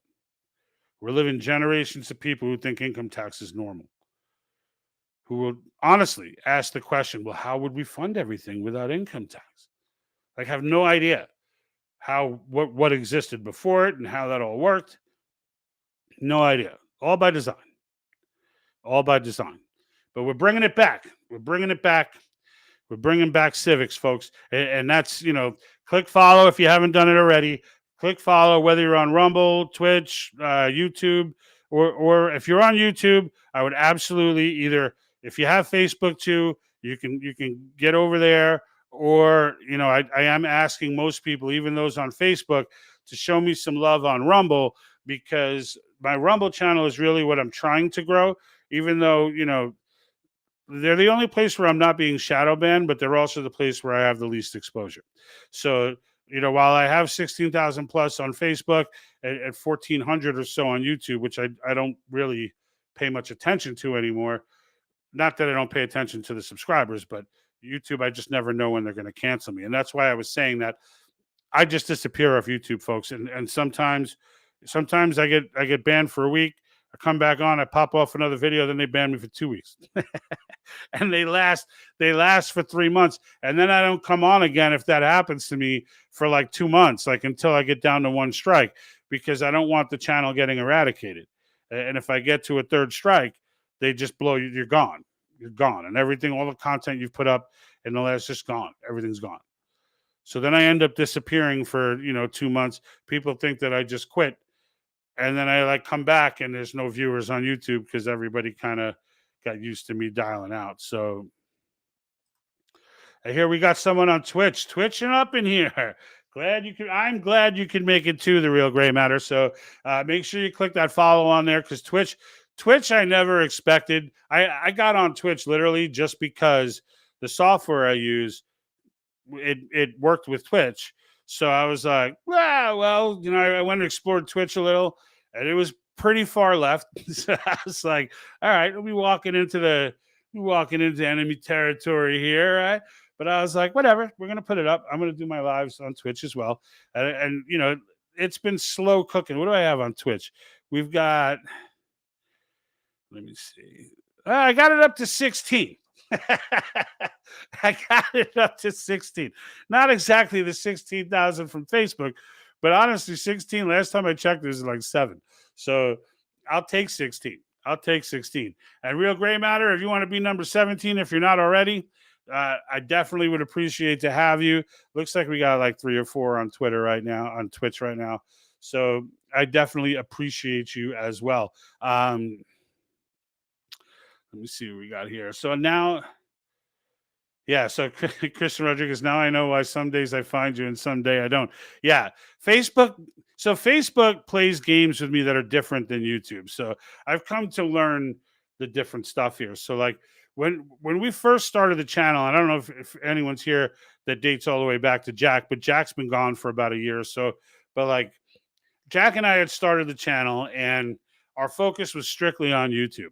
And really, it was just all about, like, what I posted to the Facebook page were just links to the YouTube video, because we just wanted to get views on the YouTube video, and we wanted to grow the channel that way.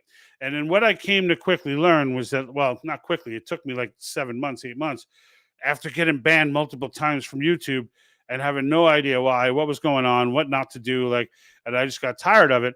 During one of the suspensions, I started uploading directly to Facebook, because I had to upload somewhere. So we just cut YouTube out for those 2 weeks and just went straight to Facebook. And when I started uploading content to Facebook, it was going wild. Like, I was getting reaction.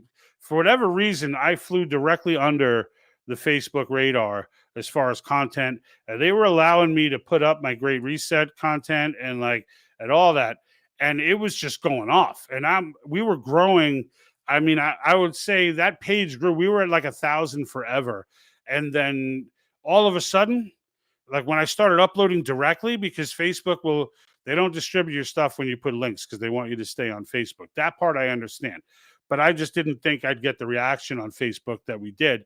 And then, boom, just like that, videos started getting 40,000, 50,000 views. We were gaining, 3,000-4,000 followers a month. It was things were growing, man. Things were moving, and we monetized, and I got it monetized.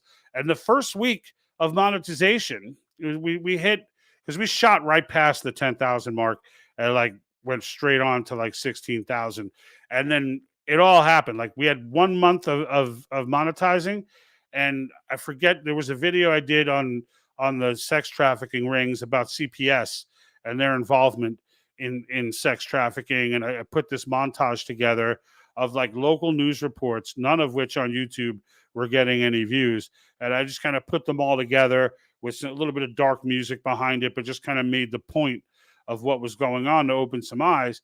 Video went nuts. That month I made like $900 on 2 videos. And clearly that is what put us on Facebook's radar. So all of a sudden, the next slew of videos that I put up, we were at 16,300 followers at that point. But we had just gotten them in a matter of a month and a half. It was pretty, not a month. It was 2 months, 2.5 months that we gotten almost all of them. And then boom, all of a sudden you could see it. Beforehand, they would shadow ban an individual video, but then 2 days later they'd release it and I could redo it and it would go out and be normal. Now it was permanent. Now, for a long time, videos wouldn't get more. For 2 weeks, they wouldn't get more than 100 views. With 16,000 followers, by accident, you get more than 100 views. With 6, so I knew something was going on. But then that eventually opened up a little bit, and now they kind of got my videos. I don't put up a ton of recorded videos anymore. I tried to, but I have a full career and I have, stuff going on. If something big comes along, I'll try and do it. But when I do put up a recorded video, it'll usually they all cap at 10,000 views now. That's where I'm at. No matter how good the video, they cap at 10,000 views. Like all of them.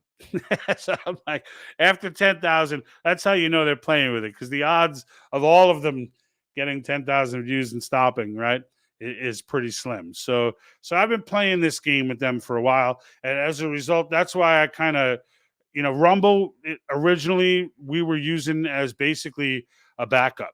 I mean, I wasn't. They want $10 a month for me to be able to go live. I didn't want to pay it, so I didn't think it was worth it. And then, but eventually, after they started messing with me, that's when I was like, all right, you know what? Maybe it is worth it.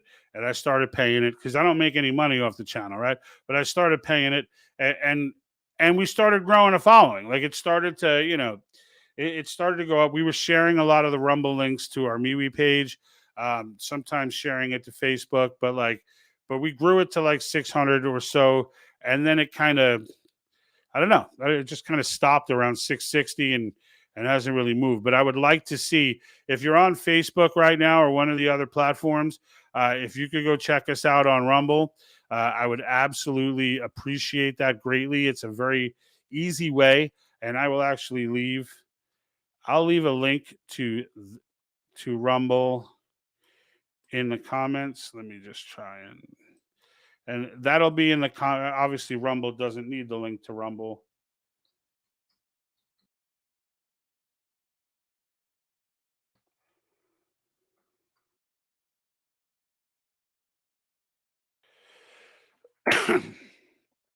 All right. So there it is. I just popped it into all the, at least for Twitch, YouTube, and Facebook. You will have the Rumble link. So yeah, if you guys could head over there and show me some love, it would definitely be appreciated. And hold on, something's going crazy here.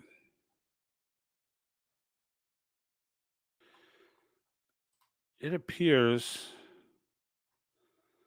no, it still looks fine on YouTube. All right, I'm going to assume that I'm still flowing with everybody here. Let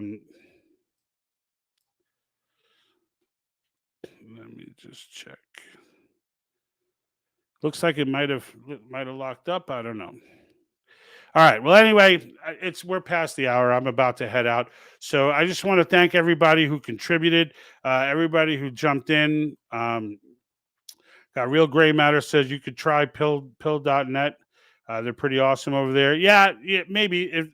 I'm trying to stick with things that I'm trying to stick with things that are integrated with this software I use, which is horrible web-based software, and I need to get better.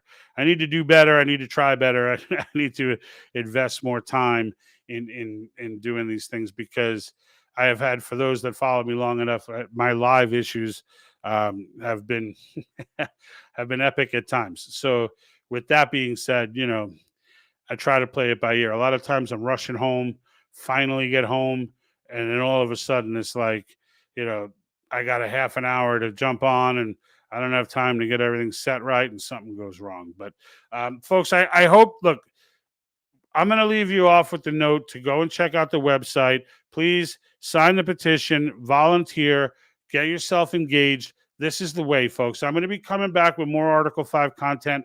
I've got plenty of Article 5 content on the page now that you can go and check out just by exploring either the Facebook page or YouTube, or even through Rumble. We've got all of our content there, a lot of Article 5 stuff for you to explore. I would also encourage you to take a look while you're over. You go to our site, take the link over to Convention of States, and once you're there, check out Cause University. I have a link to that on my site as well. But Cause University has a ton of great material to help you educate yourself on the movement. And if you, this is it, folks. This is how we take it back. Let's grow it. Let's share it. Let's get out there. Let's educate each other, right? And let's just step to the plate.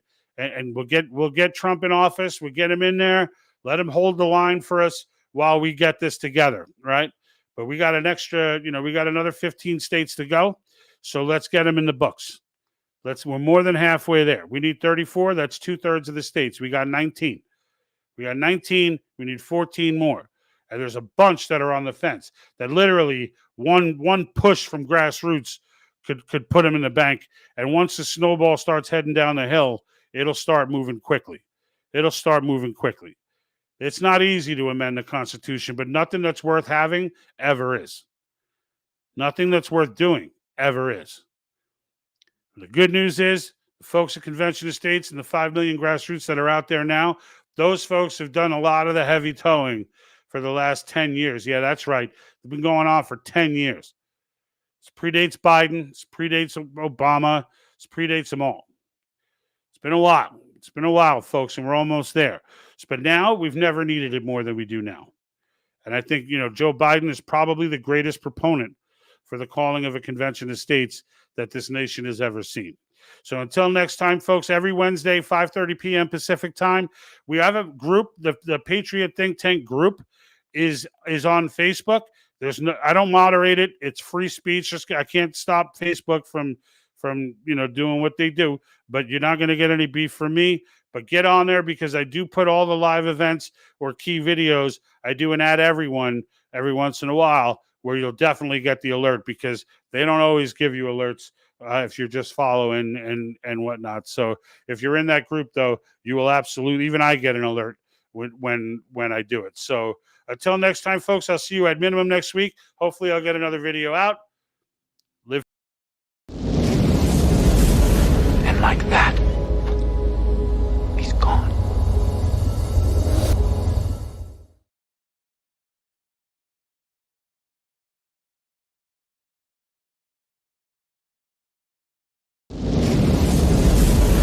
Like that.